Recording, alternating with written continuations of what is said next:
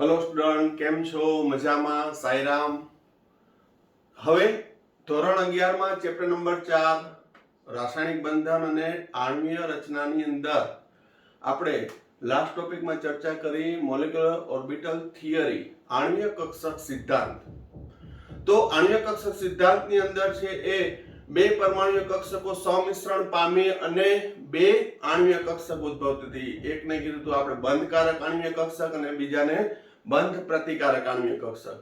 BMO અને ABMO એ શું છે એની વચ્ચેનો તફાવત પણ જોયો. હવે નેક્સ્ટ અગત્યનો ટોપિક બંધ ક્રમાંક એટલે શું, તેના પરથી પ્રાપ્ત થતી માહિતીના મુદ્દા ચર્ચો. 11મા ધોરણમાં આ 2 માર્કમાં પૂછાય, પરંતુ આગળના ક્વેશ્ચન ટોપિક સમજવા માટે પણ ખૂબ જ અગત્યનું છે. તો બંધ ક્રમાંક એટલે શું? તો આ ચેપ્ટરમાં આગળ આપણે ભણી ગયા હતા શું કે બંધ ક્રમાંક એટલે અણુમાં રહેલા બે પરમાણુ વચ્ચેની બંધની સંખ્યાને શું કહેવામાં આવે છે? બંધ ક્રમાંક કહે છે. જેમ કે હાઇડ્રોજન હાઇડ્રોજન વચ્ચે એક બંધ હોય છે, ઓક્સિજન ઓક્સિજન વચ્ચે દ્વિબંધ હોય છે, નાઇટ્રોજન નાઇટ્રોજન વચ્ચે ત્રિબંધ હોય છે. Hydrogen single bond hydrogen H2, oxygen double bond oxygen O2, nitrogen triple bond nitrogen N2. તો બીજા અર્થમાં કેવું હોય તો અણુની સાપેક્ષ સ્થિરતાના જથ્થાના મૂલ્યને, અણુઓની સાપેક્ષ સ્થિરતાના નક્કી કરવાના જથ્થાના મૂલ્યને શું કહેવામાં આવે છે? બંધ ક્રમાંક. જેમ કે અહીંયા H2 છે, O2 છે, N2 છે, પરંતુ N2 છે એ વધુ સ્થાયી છે, O2 છે એના કરતા ઓછો સ્થાયી છે અને હાઇડ્રોજન એનાથી ઓછો સ્થાયી છે. શબ્દ વાપરું છું સાપેક્ષ. જેમ કે હાઇડ્રોજન ઓક્સિજન અને નાઇટ્રોજનમાં સૌથી વધુ સ્થાયી હોય તો નાઇટ્રોજન છે, કારણ કે નાઇટ્રોજન નાઇટ્રોજન વચ્ચે ત્રિબંધ છે. એનો મતલબ જેમ બંધ ક્રમાંક વધુ તેમ સ્થિરતા વધુ. આથી બીજા અર્થમાં કહી શકાય તો અણુની સાપેક્ષ સ્થિરતા નક્કી કરવાના જથ્થાના મૂલ્યને શું કહેવામાં આવે છે? તો કે બંધ ક્રમાંક, અથવા અણુમાં રહેલા પરમાણુ વચ્ચેની બંધની સંખ્યાને બંધ ક્રમાંક કહે છે. બરોબર?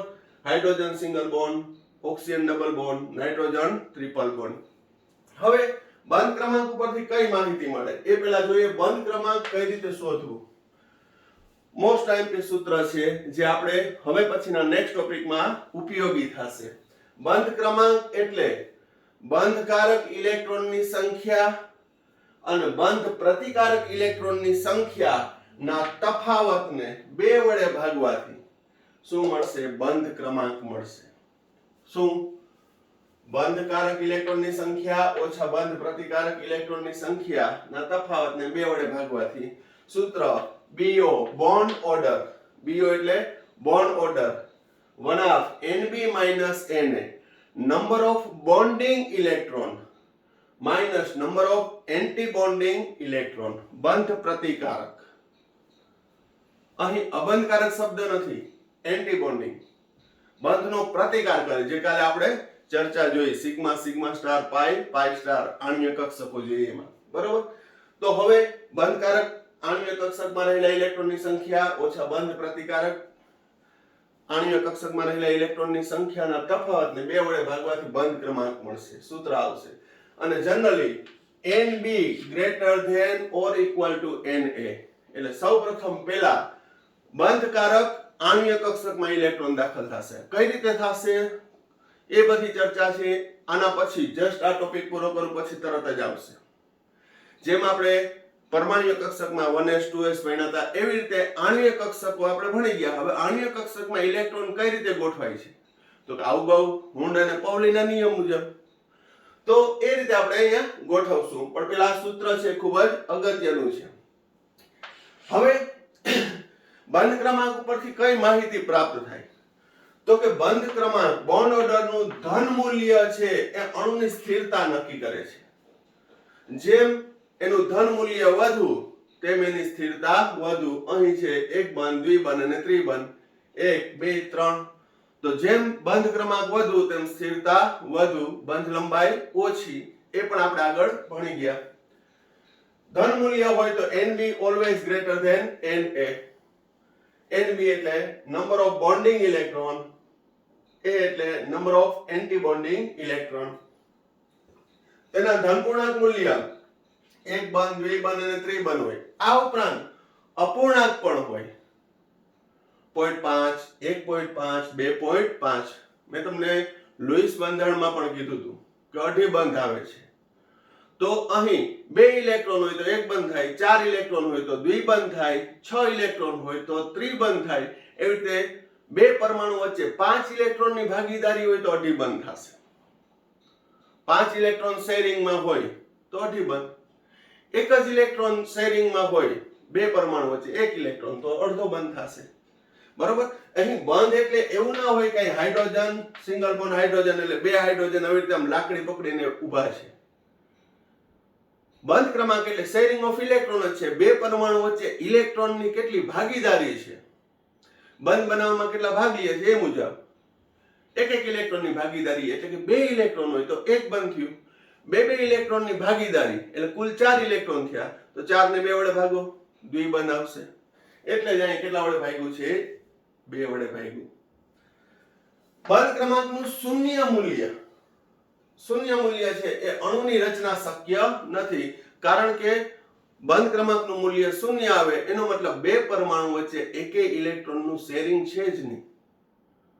તો બે પરમાણુ વચ્ચે ઇલેક્ટ્રોનનું શેરિંગ જો 0 હોય તો એની વચ્ચે બંધ શક્ય જ નથી. ને બંધ શક્ય ના હોય તો એ અણુ શક્ય છે નહીં. ક્યાં અણુ શક્ય નથી એ પણ આપણે બધા ઉદાહરણ જોશું એટલે આવશે જ. અણુમાં બધા જ ઇલેક્ટ્રોન, અગત્યનો પોઈન્ટ, બધા જ ઇલેક્ટ્રોન જો યુગ્મિત હોય, યુગ્મિત એટલે પેરમાં, જોડમાં, બધા જ ઇલેક્ટ્રોન જો યુગ્મિત હોય, પેર હોય, જોડ હોય તો એ પ્રતિચુંબકીય થશે. એ અણુ કેવો થશે? પ્રતિચુંબકીય. પ્રતિચુંબકીય એટલે શું? તો કે એને ચુંબકીય ક્ષેત્રમાં મૂકવામાં આવે ને તો ચુંબકનો પ્રતિકાર કરે, અપાકર્ષણ કરે. એને કહેવાય ડાયામેગ્નેટિક. તો અણુ છે એ પ્રતિચુંબકીય થશે. પરંતુ જો અણુમાં ઓછામાં ઓછો એક અયુગ્મિત હોય, અયુગ્મિત એટલે એકલ, અયુગ્મિત એટલે એકલ અથવા વધુ અયુગ્મિત ઇલેક્ટ્રોન હોય તો એ અનુચુંબકીય થશે. એ કેવા થશે? અનુચુંબકીય, જેને પેરામેગ્નેટિક કહેવાય. અનુચુંબકીય એટલે ચુંબક પ્રત્યે આકર્ષાય કારણ કે એમાં અયુગ્મિત છે. યુગ્મિત હોય તો શું થશે? યુગ્મિત હોય તો આપણે બીજા ચેપ્ટરમાં ભણી ગયા, એકનું +1 આપ તો બીજાનું -1 આપ, પરિણામી 0. બધા યુગ્મિત હોય તો એનું ચુંબકીય ક્ષેત્રથી નષ્ટ પામે છે, ચુંબકત્વ નષ્ટ પામે છે. પરંતુ ઓછામાં ઓછો એક અયુગ્મિત હોય કે એક કરતા વધુ અયુગ્મિત ઇલેક્ટ્રોન હોય તો તે અનુચુંબકીય ગુણ ધરાવે છે. તો આ બંધ ક્રમાંક એટલે શું તેના વિશેની માહિતી વ્યવસ્થિત સ્ટડી કરી લ્યો, પછી આગળ ટોપિક વધારીએ.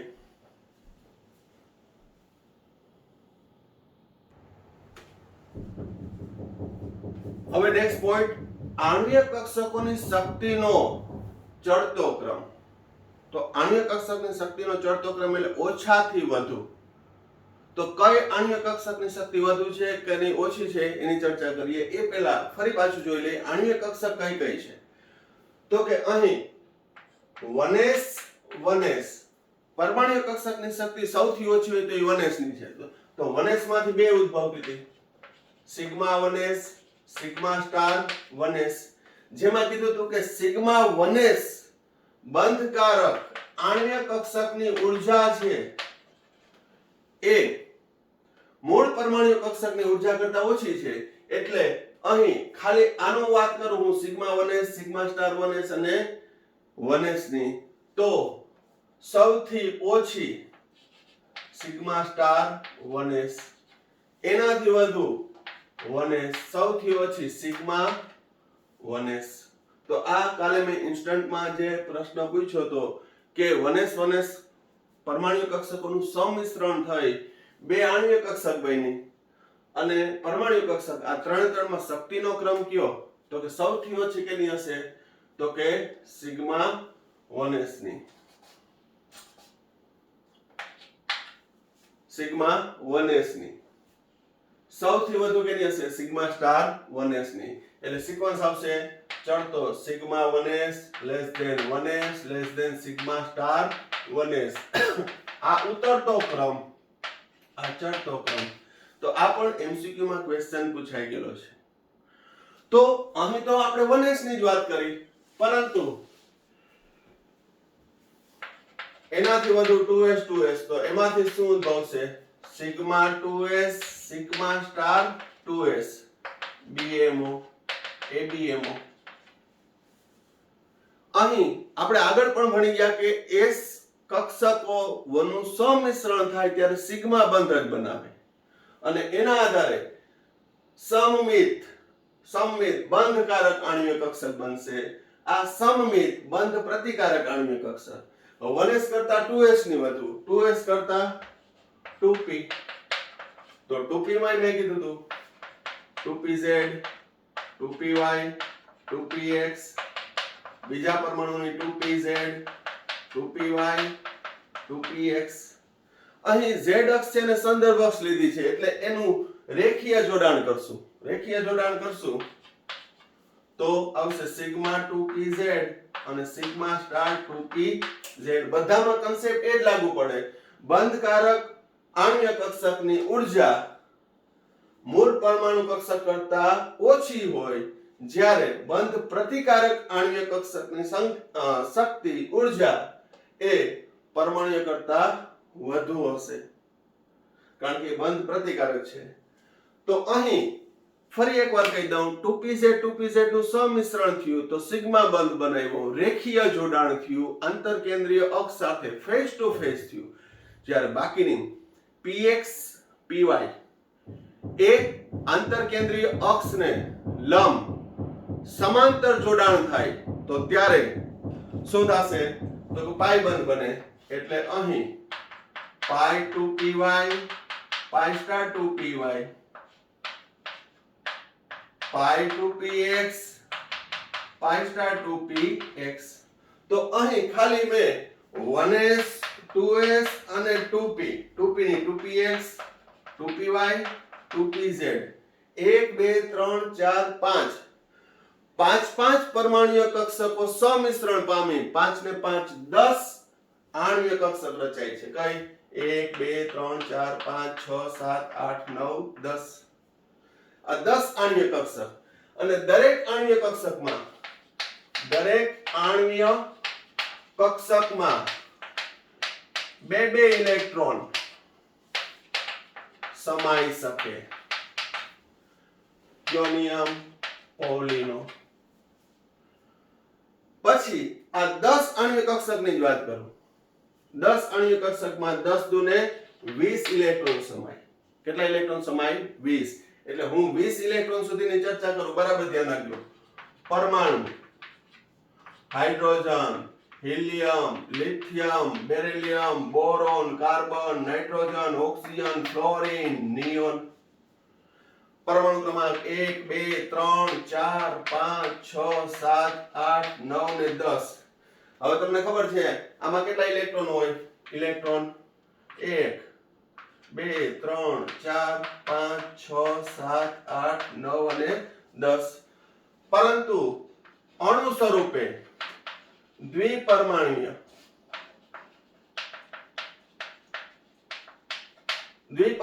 અણુ hydrogen H2 He2 Li2 Be2 B2 C2 N2 O2 F2 અને Ne2. તો એમાં ઇલેક્ટ્રોનની સંખ્યા કેટલી? એમાં ઇલેક્ટ્રોન H2 માં બમણી થઈ જશે, 2 ઇલેક્ટ્રોન, આમાં 4 ઇલેક્ટ્રોન, આમાં 6 ઇલેક્ટ્રોન, 8 ઇલેક્ટ્રોન, આમાં 10 electron, 12 electron, 14 electron, 16 electron, 18 electron અને 20 ઇલેક્ટ્રોન. એટલે આપણે ચર્ચા કરશું હાઇડ્રોજન થી નિયોન સુધીનો દ્વિપરમાણુય અણુ. આને કહેવાય સમકેન્દ્રીય દ્વિપરમાણુય અણુની આણ્વીય ઇલેક્ટ્રોન રચના ભણશું. H2 થી લઈને Ne2 એટલે ટોટલ આપણે 10 ભણશું. એ સિવાય બીજા એક્સ્ટ્રા પણ કરશું આપણે. વિષમ કેન્દ્રીય, આ કેવા લીધા? સમકેન્દ્રીય. હાઇડ્રોજન થી નિયોન કુલ ઇલેક્ટ્રોન પરમાણુમાં કેટલા થશે? 1 થી 10. એના અણુ બને H2 He2 Li2 Be2 તો એમાં કુલ કેટલા ઇલેક્ટ્રોન સમાય? 20. આપણી પાસે પરમાણુ આણ્વીય કક્ષક કેટલી છે? 10. દરેકમાં બે ઇલેક્ટ્રોન સમાય એટલે 20 ઇલેક્ટ્રોન સમાય. તો આપણે હાલમાં જરૂર છે ક્યાં સુધીની? 1s 2s અને 2p. પછી 3s આવે, 3p આવે, પણ ત્યાં સુધીની જરૂર પડશે નહીં. આપણે ફક્ત ક્યાં સુધીનું ભણશું? નિયોન સુધીની આણ્વીય ઇલેક્ટ્રોન રચના. તો એના માટે આણ્વીય કક્ષકોની શક્તિનો ચડતો ક્રમ શોધવાનો છે.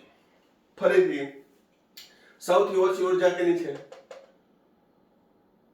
1s ની. તો 1s થી ઉત્પન્ન થતી આણ્વીય કક્ષકની ઉર્જા આ બધા કરતા તો ઓછી જ હશે. Sigma 1s sigma star 1s. એમાંય મેં તમને કીધું કે બંધ કારક આણ્વીય કક્ષકની ઉર્જા બંધ પ્રતિકારક કરતા ઓછી હશે, કારણ કે બંધકારક છે, બંધમાં ભાગ લે છે, બંધ બનાવવામાં વિરોધ કરતો નથી. જ્યારે બંધ પ્રતિકારક બંધ બનાવવામાં વિરોધ કરે છે એટલે એની ઉર્જા વધુ છે. તો આ રીતે સિક્વન્સ જેમ આપણે પરમાણુ કક્ષકનો ભણ્યા હતા 1s 2s 2p એ રીતે ભણશું. પણ ક્યાં સુધીની જરૂર પડશે? 1s 2s અને 2p. 2p માં 3 2px 2py અને 2pz. જેમાં 2pz ને આપણે સંદર્ભ અક્ષ લીધી એટલે એનું રેખીય જોડાણ. બરોબર. તમે કહો કે મારે 2px લેવી છે સંદર્ભ અક્ષ, તો લઈ શકો, પણ અહીં એક નક્કી કરવું પડે. તો એ નક્કી કરેલું કયું છે? 2pz. બરોબર. તો પેલા વ્યવસ્થિત જોઈ લો. આ બધાની સવિસ્તાર ચર્ચા કરશું. પહેલા આપણે ચડતો ક્રમ જોશું.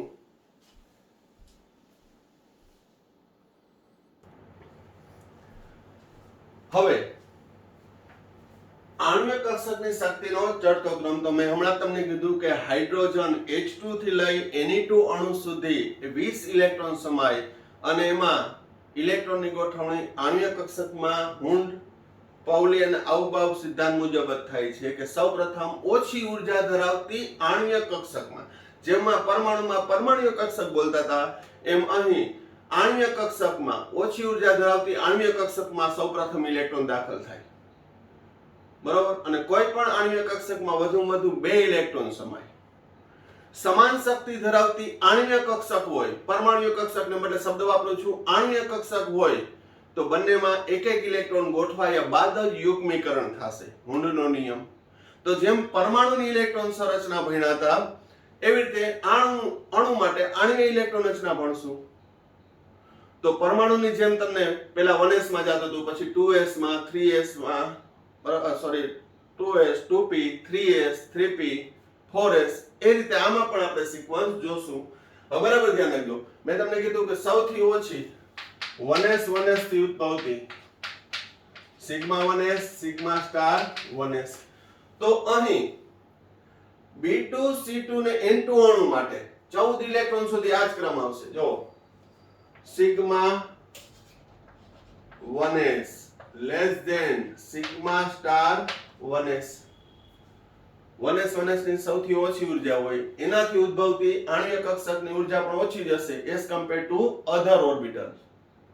તો એમાં sigma 1s sigma star 1s, એમાં સિગ્મા 1s ની સૌથી ઓછી less than sigma star 1s less than. હવે કઈ આવશે? 2s 2s sigma 2s sigma star 2s. તો એમાં ઓછી સિગ્મા 2s ની, એનાથી વધુ સિગ્મા સ્ટાર 2s.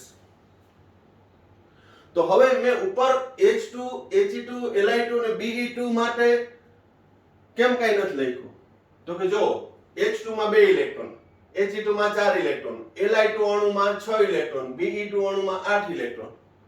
તો હવે આમાં હું ગોઠવું 2 4 6 અને 8 ત્યાં સુધી આવશે. તો B2 C2 ને N2 માં મેં કેમ અલગ કર્યું? તો કે તમને ખબર હોવી જોઈએ કે બોરોનનો પરમાણુ ક્રમાંક 5 એટલે ઇલેક્ટ્રોન સંરચના 1s2 2s2 2px1 2py0 2pz0. તો ત્યાં 2p કક્ષક શરૂ થાય. તો 2p કક્ષકમાં અહીં શું આવશે? તો કે 2p કક્ષક ત્યાંથી શરૂ થાય 2px 2py 2pz, બીજાની 2px 2py 2pz. ફરી એકવાર કહું છું, 2px અને 2py આણ્વીય કક્ષક રચી શકશે નહીં, કારણ કે સમાન શક્તિ છે પણ સમાન સમિતિ નથી, પરસ્પર એકબીજાને લંબ છે, બરોબર? એ પણ ખાસ ધ્યાન રાખજો. તો અહીં આ બંને વચ્ચેથી પાઈ 2px પાઈ સ્ટાર 2px પાઈ 2py પાઈ સ્ટાર 2py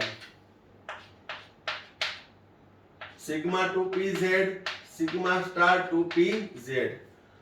હવે અહીં સિગ્મા 2pz અને સિગ્મા સ્ટાર 2pz, તો હવે જો આ px અને py, તો px અને py દ્વારા કઈ ચાર કક્ષકો ઉદ્ભવી? આણ્વીય કક્ષક પાઈ 2py પાઈ સ્ટાર 2py પાઈ 2px પાઈ સ્ટાર 2px.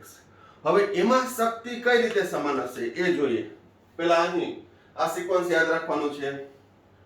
B2 C2 ને N2 માટે, કારણ કે B2 માં 10 ઇલેક્ટ્રોન થશે, બોરોનમાં 5, પણ B2 અણુ છે 10, C2 માં 6 દુ 12, નાઇટ્રોજન માં N2 છે 7 દુ 14 ઇલેક્ટ્રોન. તો 14 ઇલેક્ટ્રોન સુધી આ સિક્વન્સ રહેશે. કયો? બરાબર ધ્યાન રાખજો. હવે અહીંયા તો સમજાણું કે સૌથી ઓછી 1s ની, એનાથી વધુ સિગ્મા સ્ટાર 1s ની, એનાથી વધુ સિગ્મા 2s ની અને એનાથી વધુ સિગ્મા સ્ટાર 2s. એટલે Be2 સુધી આપણા આણ્વીય ઇલેક્ટ્રોન રચના ભણશું ત્યારે વાંધો ના આવે. હવે બોરોન થી તો કે p કક્ષક થઈ ગઈ. તો p કક્ષકમાં આનો સિક્વન્સ કહું, sigma star 2pz sigma star 2pz પાઈ 2px પાઈ 2py પાઈ સ્ટાર 2px પાઈ સ્ટાર 2py. આ 6 પરમાણુ આણ્વીય કક્ષકની શક્તિનો ક્રમ બરાબર ધ્યાન રાખજો. 14 ઇલેક્ટ્રોન હોય તો શું થશે? તો B2 C2 ને N2, અથવા કહું તો 14 ઇલેક્ટ્રોન સુધી જે અણુમાં હોય તેમાં પહેલા આવશે પાઈ 2px બરાબર પાઈ 2py, પાઈ 2px અને પાઈ 2py. ઈ બેની શક્તિ સમાન, બેની શક્તિ સમાન, કારણ કે આ સિગ્મા 2pz છે, આ પાઈ 2px પાઈ 2py ઈ બે સમાન થયા. બે કેવા થયા? સમાન. એટલે અહીં B2 C2 અને N2 અણુમાં આણ્વીય કક્ષકની શક્તિનો ક્રમ sigma 1s less than sigma star 1s, sigma 2s sigma star 2s. પછી કઈ આવશે? પાઈ 2px બરાબર પાઈ 2py. અહીં પાઈ 2px અને પાઈ 2py ની ઊર્જા સમાન છે, લેસ ધેન સિગ્મા 2pz. પછી કઈ આવશે? Sigma 2pz. એટલે અહીં 14 ઇલેક્ટ્રોન સુધી પાઈ 2px અને પાઈ 2py ની ઊર્જા સિગ્મા 2pz કરતા ઓછી છે, એનાથી વધુ સિગ્મા 2pz ની છે 14 ઇલેક્ટ્રોન સુધી. પછી less than pi star 2px, અહીંયા કન્ટિન્યુ લેસ ધેન કરું છું, continue less than pi star 2px બરાબર pi star 2py less than sigma star 2pz. તો બંધ પ્રતિકારકની શક્તિ વધુ જ હોય છે, પણ અહીં સિક્વન્સ 14 ઇલેક્ટ્રોન માટે. હવે 6 માં નક્કી કરવાનું છે. બંધ કારક કઈ છે? સિગ્મા 2pz પાઈ 2py પાઈ 2px. 1 2 3. આ 3 માં કેની ઓછી? તો કે 14 ઇલેક્ટ્રોન સુધી હોય ત્યારે પાઈ 2px અને પાઈ 2py ની ઓછી, અને પાઈ 2px અને પાઈ 2py ની ઊર્જા સમાન. શા માટે સમાન? ખ્યાલ આવી ગયો? તો પાઈ 2px બરાબર પાઈ 2py. પછી આવશે સિગ્મા 2pz, ક્યાં સુધી? 14 ઇલેક્ટ્રોન હોય ત્યાં સુધી. પછી પાઈ સ્ટાર 2px અને પાઈ સ્ટાર 2py, પાઈ સ્ટાર 2px અને પાઈ સ્ટાર 2py ની ઊર્જા વધુ, પરંતુ એ બંનેની સમાન, પણ સિગ્મા 2pz કરતા કેની વધુ? પાઈ સ્ટાર 2px પાઈ સ્ટાર 2py, અને સૌથી વધુ ઊર્જા સિગ્મા સ્ટાર 2pz. હવે આમાં ઇલેક્ટ્રોન ગોઠવો, ગણતા જજો. 2 4 6 8 8 9 10 11 12 14 15 16 17 18 ને 2 20 તો 20 ઇલેક્ટ્રોન સુધી આવી જશે આ સિક્વન્સમાં. બીજા નંબરમાં સમાન શક્તિ છે તો મેં પહેલા ગણ્યા, જો બે ઇલેક્ટ્રોન ડાયરેક્ટ ના ભર્યા 1 2 3 4, કારણ કે હુન્ડના નિયમ મુજબ સમાન શક્તિ ધરાવતી કક્ષકમાં એક ઇલેક્ટ્રોન ગોઠવાશે. કાળજીપૂર્વક આ એમ સમજો તો આ સિક્વન્સ તમે કદાચ રેન્ડમલી 2-5 વાર 10 વાર લખી નાખો તો નુકસાની નહીં જાય. આપણે ઓછામાં ઓછું ફરજિયાત 20 વખત તો લખવાનું આવશે જ આ સિક્વન્સ, પણ એમને મેં તમે લખી નાખો જેમ અત્યારે તમે 1s 2s 2p 3s 3p 4s 3d એ 30 સુધી છે એ કોન્સ્ટન્ટ થઈ ગઈ હોય, એકદમ મોઢે થઈ ગઈ હોય, એમ આ પણ થઈ જશે. આ આણ્વીય કક્ષકની શક્તિનો ક્રમ છે, બરાબર. જ્યારે H2 He2 લિથિયમ અને બેરિલિયમ સુધી મેં તમને આ જ કીધું, sigma 1s less than sigma star 1s less than sigma 2s less than sigma star 2s. ન્યા વાર્તા પૂરી થઈ જશે. પરંતુ બોરોન આવે, p કક્ષક આવે એટલે ત્યાંથી સિક્વન્સ આ રીતે થશે. એમાં મૂંઝાવણની કે આ કઈ રીતે નક્કી કર્યું છે, કે પ્રાયોગિક રીતે નક્કી કર્યું હોય કે 14 ઇલેક્ટ્રોન સુધી જો જે અણુ ધરાવતો હોય એમાં π2px બરાબર π2py ની ઊર્જા સિગ્મા 2pz કરતા ઓછી હશે. જ્યારે હવે 14 પછીના એટલે ક્યાં અણુ આવશે? નાઇટ્રોજન પછી ઓક્સિજન, ફ્લોરિન, Ne2, એટલે કે ગ્રેટર ધેન 14 ઇલેક્ટ્રોન. 14 થી વધારે ઇલેક્ટ્રોન હોય 15 16 17 15 આવશે, એકી સંખ્યામાં આવશે. કરતા વધુ હોય તો શું? તો આ સિક્વન્સ તો બેમાં કોમન જ આવશે. Sigma 1s sigma star 1s less than sigma 2s less than sigma star 2s less than 14 કરતા વધુ ઇલેક્ટ્રોન હોય તો ત્યારે સિગ્મા 2pz ની ઊર્જા π2px અને π2py કરતા ઓછી થઈ જશે. સિગ્મા 2pz ની ઊર્જા π2px અને π2py કરતા ઓછી થઈ જશે. એટલે હું અંડરલાઈન કરું તો ચેન્જ ક્યાં આવ્યો? 14 ઇલેક્ટ્રોન સુધીનો. 14 થી વધુ હોય તો આ 14 થી વધુ તો ત્યાં સિગ્મા 2pz આવી જાય. કારણ શું? તો કે ઓક્સિજન આવે. હવે ઓક્સિજન ની ઇલેક્ટ્રોન રચના આપણે ખબર છે 1s2 2s2 2px2 2py1 2pz1. Nitrogen સુધી અર્ધપૂર્ણ ભરાયેલી હતી. નાઇટ્રોજન સુધી શું હતું? અર્ધપૂર્ણ ભરાયેલી હતી. ઓક્સિજન થી એ યુગ્મીકરણ થયું. ઓક્સિજન થી શું થયું? યુગ્મીકરણ. એટલે ઊર્જામાં ફેરફાર આવે છે. માટે અહીં ચેન્જ ક્યાં આવ્યો?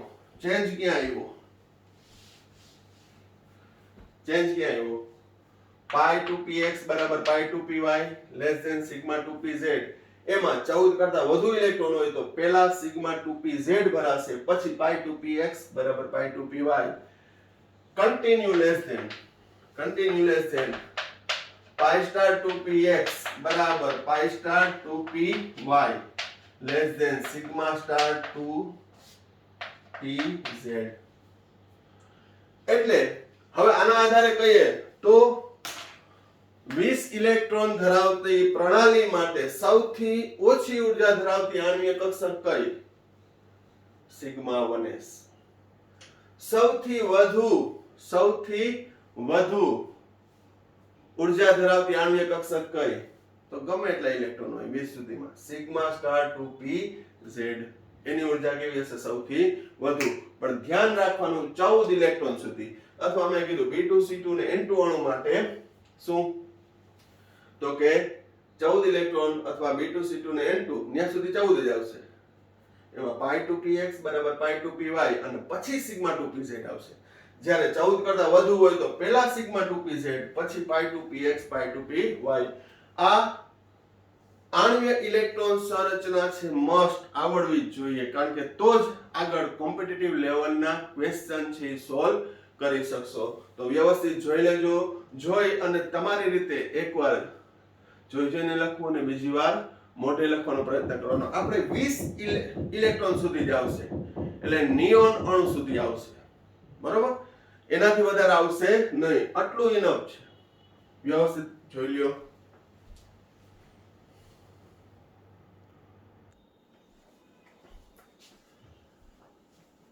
હવે આણ્વિક કક્ષક સિદ્ધાંતમાં આપણે શરૂઆતથી ફરી પાછું ક્વિક રિવાઇઝ કરી લઈએ તો આણ્વિક કક્ષક સિદ્ધાંતના મુદ્દા મુલિકન અને હુન્ડ નામના વૈજ્ઞાનિક આપ્યા હતા. એને એવું કીધું હતું કે બે પરમાણુ કક્ષકો સમાન શક્તિ ધરાવતી હોય અને સમાન સમિતિ ધરાવતી હોય એવી સમિશ્રણ પામીને બે આણ્વિક કક્ષક રચે. એકને કીધું હતું બંધકારક આણ્વિક કક્ષક BMO અને બીજાને કીધું હતું બંધ પ્રતિકારક આણ્વિક કક્ષક ABMO. હવે આ આણ્વિક કક્ષક BMO શું છે, ABMO શું છે એના વિશેની માહિતી આપણે અભ્યાસ કર્યો.